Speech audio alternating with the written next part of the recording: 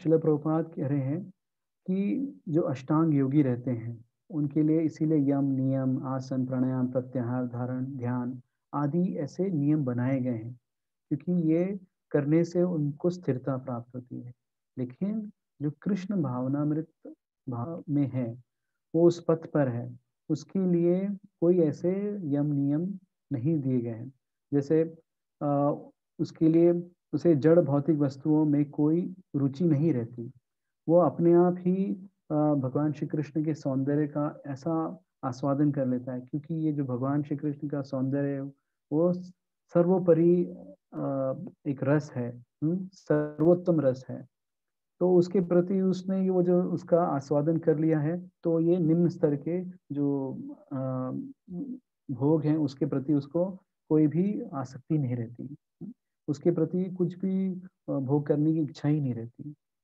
तो इस तरीके से हम देखते हैं कि हमें अपने जीवन में एक हायर टेस्ट, उच्च कोटि का रस हमें अपने जीवन में उसको हमें बनाना है, बढ़ाना है, ताकि ये जो निम्न स्तर के जो रस हैं उनको हम छोड़ते जाएंगे। तो अब इस तरीके से जब हम ये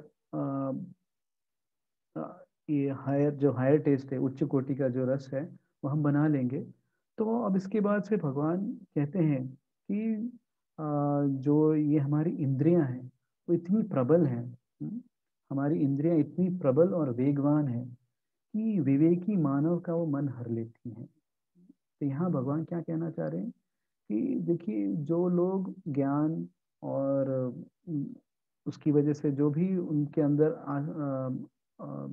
स्थिरता लाने का जो प्रयत्न है वो आ, आता है कुछ हद तक, लेकिन ये जो हमारी इंद्रियां हैं इतनी प्रबल हैं और वेगवान हैं कि जो विवेक को कहा जाता है कि विवेक का मतलब क्या, अच्छा और बुरा के बीच में अंतर वो समझे।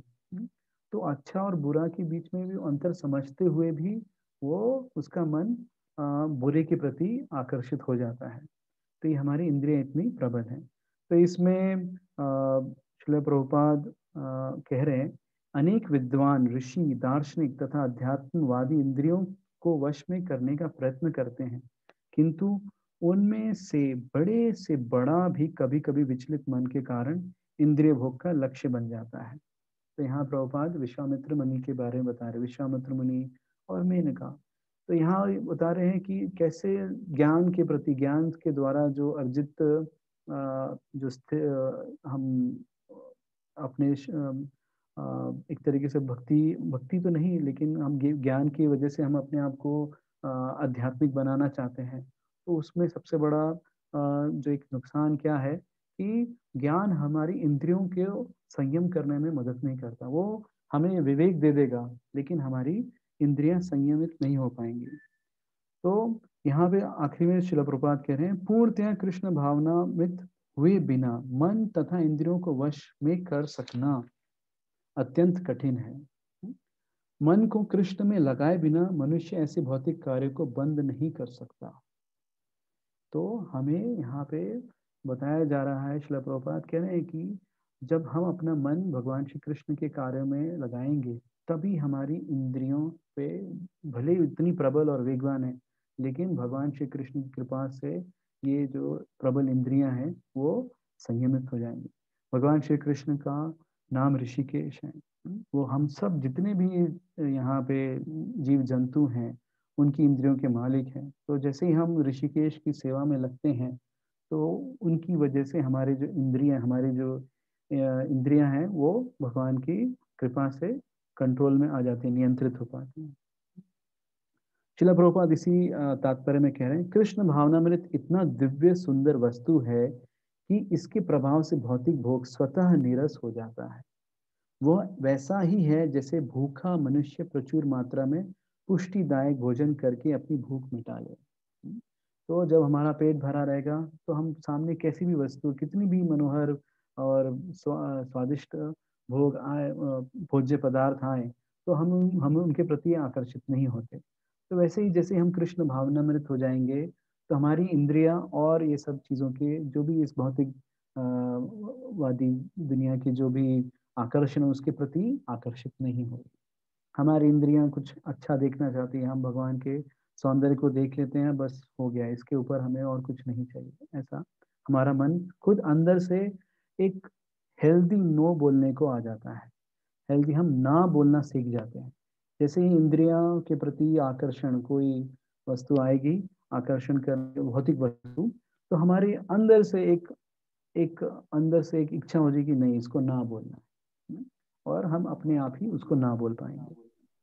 फिर ये 61वां श्लोक बहुत ही इम्पोर्टेंट है। इसमें भगवान कह रहे हैं, जो इंद्रियों को पूर्णतया वश में रखते हैं, इंद्रिय संयम करता है, अपनी चेतना को मुझ में स्थिर कर देता है, वह मनुष्य स्थिर बुद्धि कहलाता है। तो ऐसे कई योगी हैं जो लोग अपनी इंद्रियों को पूर्णतया वश में करते हैं, इंद्रिय संयम करते हैं।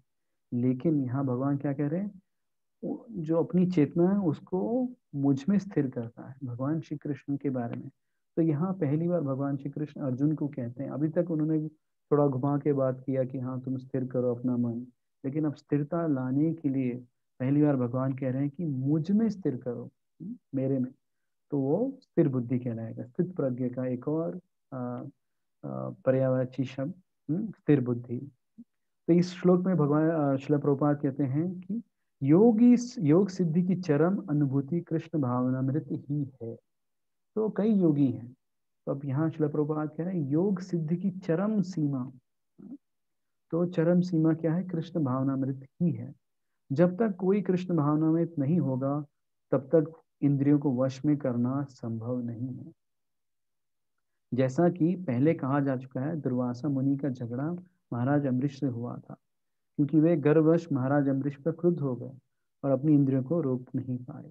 तो यहाँ देखिए प्रभुपाद जी कैसा ये एग्जाम्पल दे रहे हैं कि देखिए अभी दुर्वासा मुनि क्या है, एक सन्यासी हैं, और उनका जो कार्य भगवान के ऊपर ध्यान करना, ये सभी है उनका। और अम्बरीश महाराज क्या है, वो एक राजा है। और राजा होने के बाद मतलब उनके पास कई सारी चीजों ध्यान देना है, कई राज्य की गतिविधियों पे ध्यान देना है। तो एक तरीके से हम देखें तो उनके पास ज्यादा एक तरीके से डिस्ट्रैक्शन है। उनके मन को इधर उधर करने के लिए बहुत सारे टॉपिक्स हैं। लेकिन हम देखते हैं क्योंकि अम्बरीश महाराज एक भक्त हैं, वो भगवान की कृष्ण की सेवा में अपने उन्होंने सब इंद्रियों को लगाया है। तो वो जब हमारे जब विश्वामित्र जी क्रुद्ध हो जाते हैं, तो हमारे अम्बरीश महाराज उन पर अपना क्रोध नहीं दिखाते, वो उस समय स्थिरता दिखाते हैं। और जो विश्वामित्र मुनि जो पूरा इसी कार्य में लगे हैं, वो क्योंकि भगवान के भक्त नहीं हैं, वो ज्ञान मार्ग से एक तरीके से अध्यात्म करना चाहते हैं, तो वो क्रुद्ध हो जाते हैं। तो यहाँ पे प्रभुपाद जी अम्बरीश महाराज के बारे में बहुत थोड़ा डिटेल में बात करते हैं। कहते हैं कि उन्होंने अपना मन भगवान श्री कृष्ण के चरणों पे लगाया था। उन्होंने अपनी वाणी भगवान के धाम की चर्चा करने में लगाया था।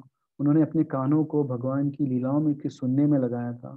अपने हाथों को भगवान के मंदिर साफ करने में लगाया था। अपनी आंखों भगवान का स्वरूप देखने में लगाया था। अपने शरीर को भक्त के शरीर का स्पर्श करने में, अपनी नाक को भगवान के चरणार बिंदु पर भेंट किए गए फूलों की जो सुगंध है उसको सूंघने में लगाया था। अपने जीभ को उन्होंने जो तुलसी अर्पित की है उसका आस्वादन करने में लगाया था। अपने पाँव को वहाँ वैसे सेवा जहाँ जहाँ भगवान श्री कृष्ण के धाम है, मंदिर हैं, वहाँ जाने के लिए उन्होंने लगाया था। तो इस जगह इस तरीके से हम देखते हैं भगवान श्री वो अम्बरीश महाराज अपने सिर को भगवान श्री कृष्ण के सामने नतमस्तक करते हैं।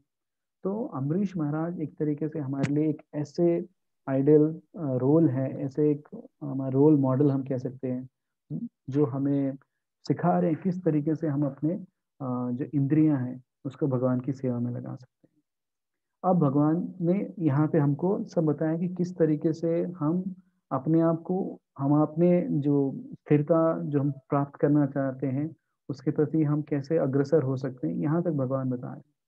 तो भगवान अब ये भी बता रहे हैं कि कैसे हमारा पतन भी हो सकता है। तो अब आगे हमारे पतन होने की थोड़ी उन्होंने कैसे किस तरीके से हम माया देवी के चंगुल में फंस सकते हैं।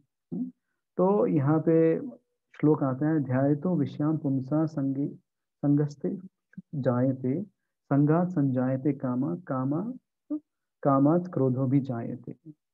इंद्रिय विषयों का चिंतन करते हुए मनुष्य की उनमें आसक्ति उत्पन्न हो सकती है, और ऐसी आसक्ति से काम उत्पन्न होता है, और फिर काम से क्रोध प्रकट होता है। तो देखिए, हमें चिंतन करना है। ऐसा इंग्लिश में कहते हैं, आइदर यू सर्व कृष्णा और यू सर्व माया। या तो हम श्री कृष्ण की सेवा करेंगे, नहीं तो माया की सेवा करें। तो देखिए, चिंतन या तो हम श्री कृष्ण के बारे में करें, या जो माया देवी के जो आकर्षण है उसके प्रति चिंतन करें। तो पहले जो हम देखते हैं, पहले हम जो चिंतन करने की जो हमें विधियां बताएंगी वो श्री कृष्ण के ऊपर है, और उनके जो फल हैं वो भी बताए गए। अब यहाँ जो हम श्री कृष्ण पे चिंतन नहीं कर रहे हैं, हाँ, हम किस पे, विषयी वस्तु पे चिंतन कर रहे हैं, तो उसके क्या होंगे? तो इंद्रिय विषयों का चिंतन करते हुए मनुष्य की उनमें आसक्ति उत्पन्न हो सकती है, और ऐसी आसक्ति से काम उत्पन्न होगा, और फिर काम से क्रोध प्रकट होगा। तो इस तरीके से ये एक तरीके से मैकेनिज्म है। तो श्रील प्रभुपाद कह रहे तात्पर्य में, जो मनुष्य कृष्ण भावना भावित नहीं है, उसमें इंद्रिय विषयों के चिंतन से भौतिक इच्छाएं उत्पन्न होंगी। इंद्रियों को किसी न किसी कार्य में लगे रहना चाहिए, और यदि वे भगवान की दिव्य प्रेम भक्ति में नहीं लगी रहेंगी, तो वह निश्चय ही भौतिकवाद में लगना चाहेंगी। इस भौतिक जगत में हर एक प्राणी इंद्रिय विषयों के अधीन है, यहाँ तक कि ब्रह्मा तथा शिव जी भी। जो स्वर्ग के अन्य देवताओं के विषय में क्या कहा जा सकता है। उनका प्रभुपाद जी कह रहे हैं कि जो शिव जी और ब्रह्मा जी वो भी अपनी इंद्रियों के वशीभूत होके फंस चुके हैं। तो हम जैसे साधारण मनुष्य का क्या? इस संसार के जंजाल से निकलने का एकमात्र उपाय है कृष्ण भावना में होना। तो इस तरीके से शिव जी के बारे में बता रहे हैं श्रील प्रभुपाद, और किस तरीके से पार्वती जी जाती हैं उनके पास, और कार्तिकेय जी का जन्म होता है। फिर श्रील प्रभुपाद जी हमारे श्रील हरिदास ठाकुर जी के बारे में बताते हैं कि कैसे माया देवी उनको उकसाने के लिए आई थी, लेकिन वो जब भगवान श्री कृष्ण का नाम जप रहे थे, तो उस नाम जपने की जो शक्ति से वो माया देवी, समझ, माया देवी मतलब इस पूरे संसार को जो घुमाने वाली, वो संसार में इतने सारे जीव जंतु उनको वो घुमा रही है, लेकिन अकेले माया देवी हरिदास ठाकुर जी के सामने आती हैं, और उनको अभी वो मोहित करना चाहती हैं। तो पूरे जगत को जो मोहित करने वाली शक्ति अकेले श्री हरिदास ठाकुर जी को मोहित करना चाहती है। तो यहाँ एक तरीके से चरम सीमा दिखाई गई है कि कैसे माया देवी की जो सर्वोत्तम जो शक्ति है वो भी श्री हरिदास ठाकुर जी के सामने आती है। और श्री हरिदास ठाकुर जी हमको ये सिखाते हैं कि कैसे उन्होंने भगवान का हरि नाम जो एकदम प्रेम से लिया, और एकदम आतुरता से लिया, उसकी वजह से वो कैसे बच गए। तो ये एक हमें प्रेरणा मिलती है कि हमारे को किसी भी तरीके से भगवान का नाम अच्छे से जप करना है। तो माया, हम लोग तो छोटे इनसिग्निफिकेंट है, हम लोग बहुत ही बद्ध जीव है, हमारे लिए माया देवी खुद अकेले नहीं आएगी। लेकिन जो माया देवी की जो एक छोटी शक्ति हमारे को मुश्किल में डालती है, उसके प्रति भी हम भगवान का नाम का शरण लेके बच सकते हैं। तो यहाँ पे श्रील प्रभुपाद इस तरीके से हमें बता रहे हैं। अब जो ये क्रोध है, क्रोध जो आया है, क्रोध से पूर्ण मोह उत्पन्न होता है, और मोह से स्मरण शक्ति का विभ्रम हो जाता है। जब स्मरण शक्ति भ्रमित हो जाती है तो बुद्धि नष्ट हो जाती है, और बुद्धि नष्ट होने पर मनुष्य भवकूप में पुनः गिर जाता है। तो देखिए, यहाँ क्या हो गया, अभी हमने जो क्रोध है, हमारे जो ये हमारे ध्यान इंद्रिय विषयों पे चिंतन करने से आसक्ति जो उत्पन्न हुई है, और वो आसक्ति पूर्ण होने पे हमें जो क्रोध होता है, तो क्रोध की वजह से हमारी स्मरण शक्ति विभ्रम हो जाती है, खत्म हो जाती है। और जैसे ही, हाँ, हमारे ये स्मरण शक्ति विभ्रमित हो जाती है, तो हमने जो भी इतने दिनों तक जो भी सीखा है, कि हम अपने आप को संयमित रखें, स्थिरता लेके आए। वो सब खत्म हो जाता है। तो श्रील प्रभुपाद कह रहे हैं तात्पर्य में, कृष्ण भावनामृत के विकास से मनुष्य जान सकता है कि प्रत्येक वस्तु का उपयोग भगवान की सेवा में किया जा सकता है। जो कृष्ण भावनामृत के ज्ञान से रहित है, वो कृत्रिम ढंग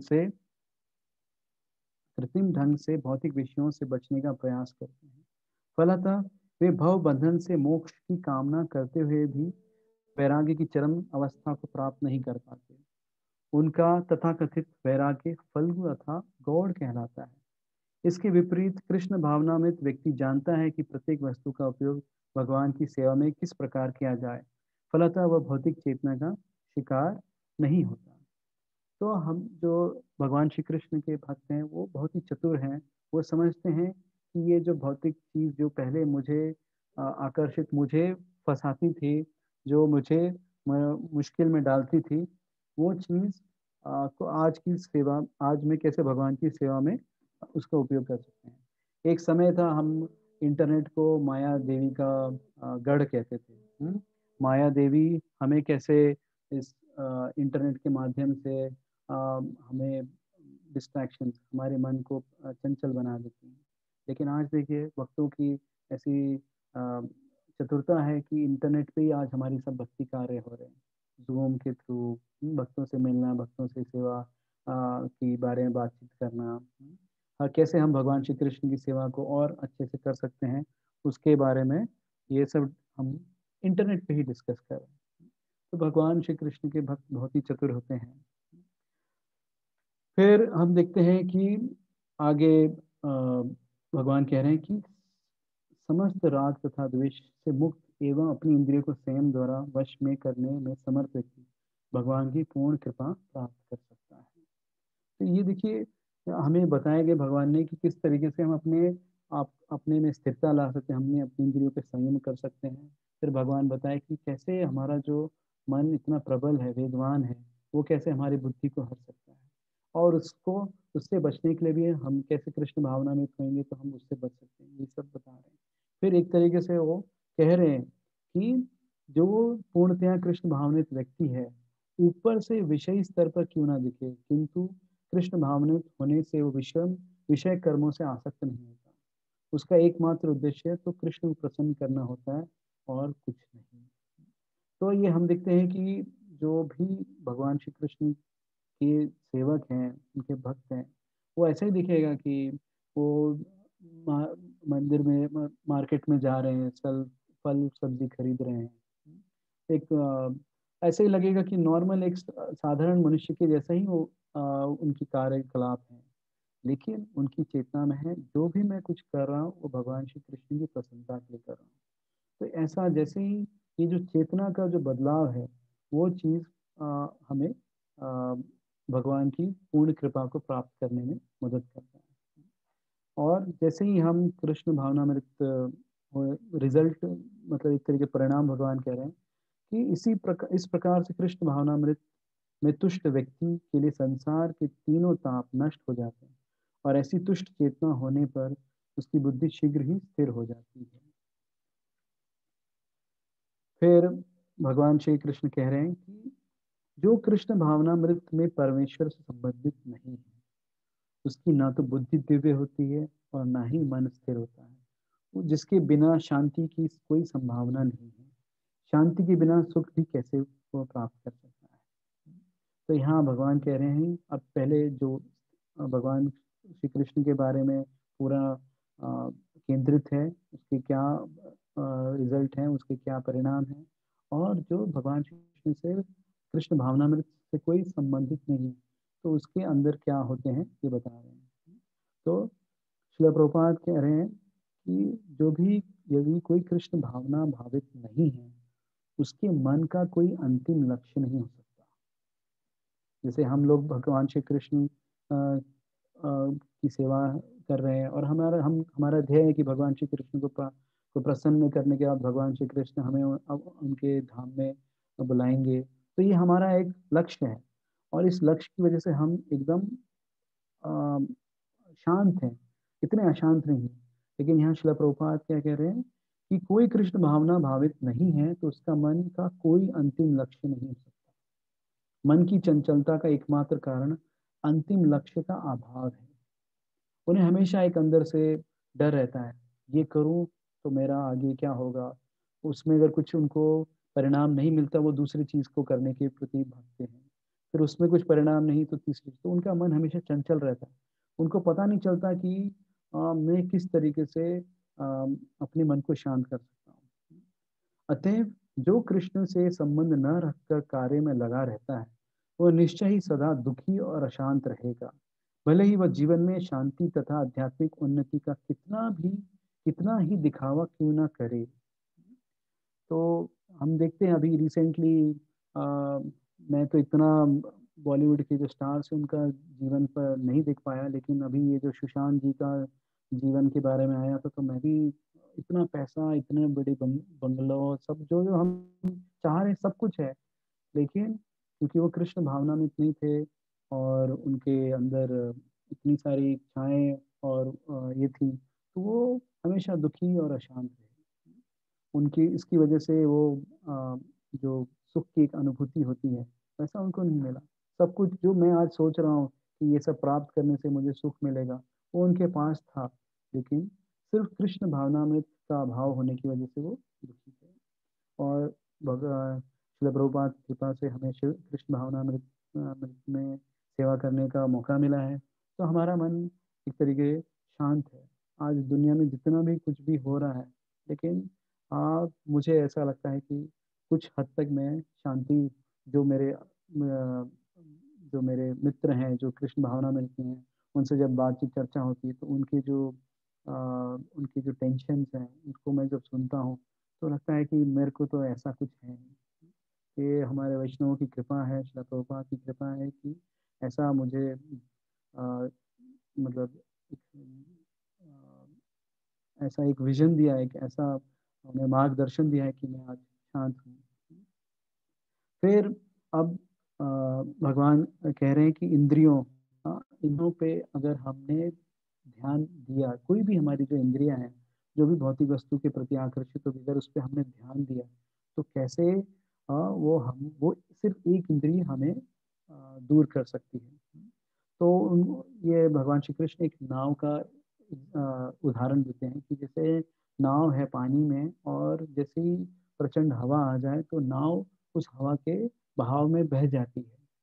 तो वैसे ही हमें भगवान श्री कृष्ण कह रहे हैं कि अगर आप अपने इंद्रियों पे, जो भौतिक पदार्थों के प्रति आकर्षित होते, उस पर भी अगर आपने एक इंद्रियों पे भी ध्यान दिया, तो वो एक इंद्रिय भी आपको दूर कर सकती है, आपकी बुद्धि को हर सकती है। तो इसलिए अर्जुन को वो कह रहे भगवान कि जिस पुरुष की इंद्रियां अपने अपने विषयों से सब प्रकार से विरत होकर उसके वश में है, उसकी बुद्धि निसंदेह स्थिर है। तो हमारी जैसी इंद्रियां ये विषय वस्तुओं के वेग से दूर, वेग से अनासक्त रहेंगी, तो हमारी बुद्धि निसंदेह स्थिर हो जाएगी। इसमें कहते हैं श्रील प्रभुपाद, जिस प्रकार शत्रुओं का दमन श्रेष्ठ सेना द्वारा किया जाता है, उसी प्रकार इंद्रियों का दमन किसी मानवीय प्रयास के द्वारा नहीं, अपितु उन्हें भगवान की सेवा में लगाए रखकर किया जा सकता है। तो इस तरीके से श्रील प्रभुपाद हमें एक और बार कह रहे हैं कि भगवान की सेवा में लगाने से हमारी जो ये इंद्रियां हैं, जो एक तरीके से हमारे शत्रु हैं, उसके ऊपर भगवान श्री कृष्ण ही विजय प्राप्त कर सकते हैं। हमारा जो भी मानवीय प्रयास है, वो हमें कोई भी सफलता नहीं देगा। फिर एक तरह अब आखिरी में जो जो जीव हैं, अब जो ये सेवा, जो भौतिक वादी में लगे हैं या जो आध्यात्म में लगे हैं, उनके गुण बताए जा रहे हैं। जो सब जीवों के लिए रात्रि है, वह अंतर आत्म संयमी के जागने का समय है, और जो समस्त जीवों के जागने का समय है, वह आत्मनिरीक्षक मुनि के लिए रात्रि है। तो हम प्रभुपाद जी कह रहे हैं कि बुद्धिमान मनुष्यों की दो श्रेणी है।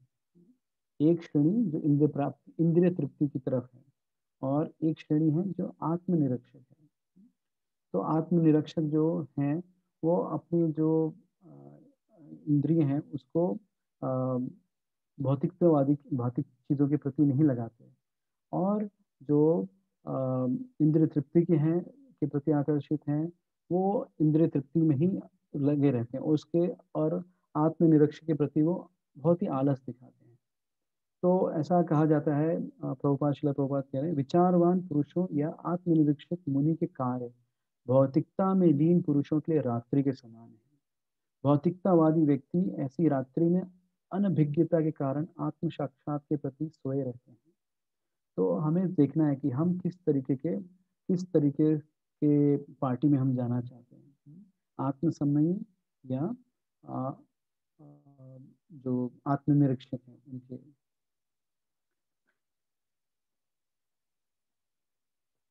अब एक और एग्जाम्पल देके भगवान अर्जुन को बताना चाहते हैं कि स्थिरता, जो स्थिर मुनि, जो स्थिर पुरुष है, उसके लक्षण कैसे रहते हैं। तो वो यहाँ पे एक सागर का उदाहरण देते हैं कि सागर में दिन प्रतिदिन हजारों करोड़ों लीटर पानी आता रहता है, लेकिन जो सागर है, जो उसकी सीमा, उसके ऊपर नहीं जाता। दिन भर, चाहे बारिश के दिन हो या सूखा का समय हो, जो भी जितनी भी नदियां सागर में मिलती हैं, वो सब सागर के जो सीमा है उसको बढ़ाने में नहीं। तो इसलिए श्रील प्रभुपाद कह रहे हैं, जब तक मनुष्य शरीर है तब तक इंद्र तृप्ति के लिए शरीर की मांगे बनी रहेंगी, लेकिन किंतु भक्त अपनी पूर्णता के कारण ऐसी इच्छाओं से विचलित नहीं होता। कृष्ण भावना भावित व्यक्ति को किसी वस्तु की आवश्यकता नहीं होती, क्योंकि भगवान उसकी सारी आवश्यकताएं पूरी करते हैं। तो इसलिए हमें समझना चाहिए कि ये जो हमारे अंदर इच्छाएं हो रही हैं, ये इच्छाएं भगवान किसी न किसी तरीके से पूरी करेंगे और उसको शुद्ध कर देंगे। और जैसे ही हमारे अंदर ये शुद्ध इच्छाएं आएंगी, हम लोग शुद्ध अ, अ, आत्मा, हमारी जो चेतना है वो शुद्ध होती जाएगी। फिर आखिरी में स्थित प्रज्ञ के जो गुण हैं, वो एक बार फिर भगवान बताते हैं कि जिस व्यक्ति ने इंद्र तृप्ति की समस्त इच्छाओं का परित्याग कर दिया, जो इच्छाओं से रहित रहता है और जिसने सारी ममता त्याग दी तथा अहंकार से रहित है, वही वास्तविक शांति को प्राप्त कर सकता है। तो श्रील प्रभुपाद कह रहे हैं, वास्तविक इच्छा शून्यता, यहाँ पे इच्छाओं का परित्याग की है तो बताया गया है, भगवान कह रहे हैं। तो श्रील प्रभुपाद क्या कह रहे हैं, वास्तविक इच्छा शून्यता क्या है? कृष्ण तुष्टि के लिए इच्छा है। हमें इच्छा करनी है, लेकिन उसमें क्या इच्छा करनी कि हम भगवान श्री कृष्ण को कैसे प्रसन्न कर सकते हैं। यदि यह इच्छाओं को नष्ट करने का कोई कृत्रिम प्रयास नहीं है, हम इच्छाओं को खत्म नहीं कर रहे और एक आर्टिफिशियली हम उनको नष्ट नहीं कर रहे। जीव कभी भी इच्छा शून्य या इंद्रिय शून्य नहीं हो सकता, किंतु उसे अपनी इच्छाओं की गुणवत्ता बदलनी होती है। तो जैसे ही हम अपनी इच्छाओं को भगवान श्री कृष्ण के प्रति केंद्रित कर देते हैं, तो उनकी गुणवत्ता बदल जाती है। वही इच्छाएं हमें भगवान के को प्रसन्न करने में मदद करती हैं। तो अब अब भगवान क्या कह रहे हैं कि ये जो मैंने अभी तक बताया स्थिरता प्राप्त करने की, वो ऐसा नहीं कि उसके लिए आपको बहुत मतलब समय देना है। ऐसा है कि अंतिम समय में भी ये स्थिति प्राप्त कर सकते हैं। यह आध्यात्मिक तथा ईश्वरीय जीवन का पथ है, जिसे प्राप्त करके मनुष्य मोहित नहीं होता। यदि कोई जीवन के अंतिम समय में भी इस तरह स्थित हो, तो वह भगवत धाम में प्रवेश कर सकता है। तो यहाँ शिला प्रभुपाद जी खटवांग महाराज के बारे में बताते हैं। खटवांग महाराज ये देवताओं के की तरफ से युद्ध कर रहे थे, फिर उनको पता चलता है कि अब उनके पास समय नहीं है, अब उनको ये शरीर को छोड़ना है, त्यागना है। तो पूछते हैं कि मेरे पास कितना समय है, तो उन्हें देवता बताते हैं कि एक मुहूर्त का समय। तो एक मुहूर्त कैसा, ऐसा क्या क्या 48 मिनट, 48 मिनट, इतना ही था एक मुहूर्त। तो उसमें वो भगवान श्री कृष्ण के ऊपर मनन करते हैं, उनके ऊपर एकदम ध्यान केंद्रित करते हैं और वो एक तरीके से भगवत धाम की प्राप्ति करते हैं। तो इस तरीके से अभी हम देखें कि 54 श्लोक से 72 श्लोक तक भगवान अर्जुन को एक स्थित प्रज्ञ के बारे में बता रहे हैं। तो अगर आपको याद हो तो इसके पहले भगवान जब भी बोलते थे तो कहते थे कि अर्जुन युद्ध करो, युद्ध करो। तो इस तरीके से इतने 54 से 72 श्लोकों में भगवान ने कभी भी उनको कहा नहीं कि युद्ध करो, युद्ध करो, ऐसा कुछ बोले नहीं। तो इसकी वजह से अर्जुन के अंदर एक प्रश्न आ जाता है कि मुझे मुझे सब कुछ त्यागना है या ज्ञान की मदद से मतलब ये ज्ञान का सहारा लेना है। तो इस तरीके से अर्जुन फिर से द्वंद में आ जाते हैं और फिर वो प्रश्न पूछते हैं। तो फिर भगवान उसको आगे उसके उत्तर देते हैं जो तीसरा अध्याय रहता है। तो इस तरीके से हम देखते हैं कि दूसरे अध्याय का सारांश अ, हुआ। हरे कृष्णा।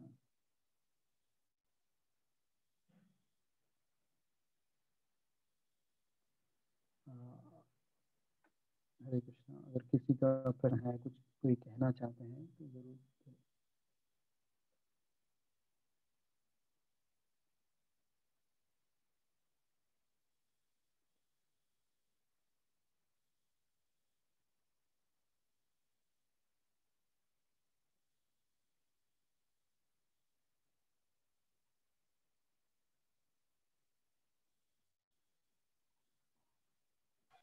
हरे कृष्णा। दंडवत प्रणाम प्रभु जी। हरे कृष्णा। हाँ, बहुत अच्छा समझाया आपने। एक बात मुझे पूछनी थी कि अभी अभी के जीवन में हम ये दूसरे अध्याय से क्या सीख ले सकते हैं? दूसरे अध्याय से हम ये सीख सकते हैं कि देखिए, एक तो पहला जो भगवान अर्जुन को कह रहे हैं कि तुम शरीर नहीं आत्मा हो। तो वो एक चीज हम एक थ्योरेटिकल तरीके से हम समझ सकते हैं और धीरे धीरे हम उसका प्रयास कर सकते हैं कि हम अपने जीवन में उसमें लगाएं। हमें देखिए, सब कुछ कार्य करने हैं, लेकिन हम्म हमें ये समझना है कि इस कार्य ये जो कार्य मेरे शरीर को प्रभावित करने वाला है, शरीर के हम्म लिए कर रहा हूँ या मैं आत्मा के लिए कर रहा हूँ। हम्म हमें जो भी करना है वो ऐसा करना है कि शरीर के प्रति जो कार्य है उसकी क्षमता, उसकी जो मतलब अमाउंट है वो कम होता जाए हम्म और अध्यात्म जो हमारा अ, असली जो स्वरूप है, हमारा जो आत्म है, आत्मा है, हम्म उसके लिए हम जो कार्य कर रहे हैं वो धीरे धीरे बढ़े।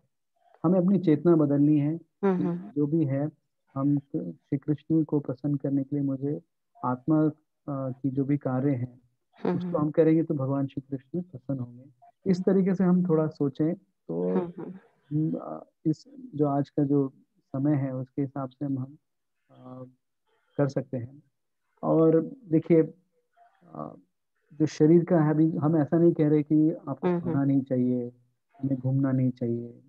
हाँ, लेकिन हमें ऐसा समझना चाहिए, ये या हमें ध्यान देना चाहिए कि ये जो हम शरीर को जो मुझे सोच रहा हूँ कि मैं खाने से एकदम प्रसन्न हो जाऊंगा, वैसा हमें नहीं सोचना चाहिए। हमें हम्म सोचना चाहिए कि ये मुझे खाना है इस शरीर को चलाने के लिए, लेकिन प्रसन्नता जो मैं ढूंढ रहा हूँ वो हम्म भगवान श्री कृष्ण को प्रसन्न करने में है। तो भगवान श्री कृष्ण को कैसे हम प्रसन्न कर सकते हैं? भक्तों की सेवा से, भगवान का नाम जप करने से, भक्तों का संग लेने से। तो ये चीज हमें थोड़ा समझना चाहिए कि जो भी है खरा आनंद भगवान श्री कृष्ण को प्रसन्न करने से ही है, कृष्ण भावनामृत भावित होने से ही है। और इस शरीर को हमको चलाना, अभी देखिए कोरोना काल है, हम ऐसा हम्म नहीं कि अभी हम आत्मा है तो हम लोग घूम रहे हैं, मास्क नहीं लगा रहे, या जो भी सरकार के नियम है उसका हम पालन नहीं कर रहे, हम वो सब कर रहे हैं। हम वो सब करेंगे, हम समझ रहे हैं कि हाँ, अभी इस जगत में जब तक भगवान की दया से हम हैं तब तक हम जो भी आत्मा के लिए आत्मा मतलब भगवान श्री कृष्ण को प्रसन्न करने के लिए जो जो कार्य है वो हम करेंगे। अब देखिए, ऐसा प्रभुपाद जी कहते हैं कि हम हम आत्मा है, शरीर नहीं है। तो इसका मतलब ये नहीं कि हम जाके जो शेर है या बाघ है उसको आलिंगन करेंगे। हमें पता है वो हमें नुकसान देने वाला है। हम्म हम सांप के सर पे जाके चुम्बन नहीं देंगे जो हमें डसने वाला है। तो हमें समझना है और वो सारे कार्य हमें करने हैं जिससे शरीर और शरीर ऐसा चलता रहे कि आत्मा को प्रसन्न, आत्मा को संतुष्ट करने के कार्य भी निर्धारित रूप से आराम से होते रहे। थैंक यू प्रभु जी, बहुत अच्छी तरीके से आपने समझाया। Thank you so much.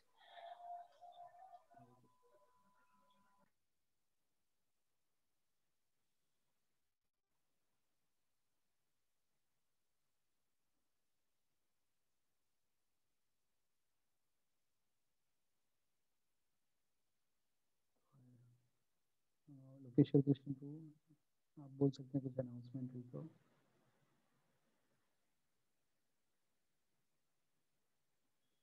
Hare Krishna.